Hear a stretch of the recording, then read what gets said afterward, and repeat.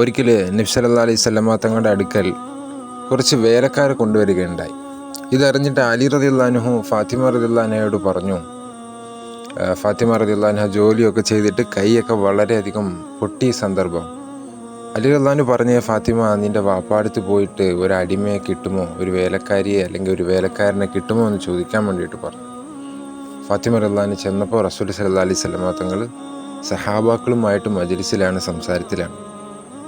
ചോദിക്കാനുള്ള നാണം കൊണ്ട് ഫാത്തിമ റളിയല്ലാഹു അൻഹ വീട്ടിലേക്ക് വന്നു. ഇതറിഞ്ഞിട്ട് റസൂലുള്ളാഹി സ്വല്ലല്ലാഹു അലൈഹി വസല്ലമ തങ്ങൾ ഫാത്തിമ റളിയല്ലാഹു അൻഹയുടെ വീട്ടിലേക്ക് പോയി വാതിൽ മുട്ടി.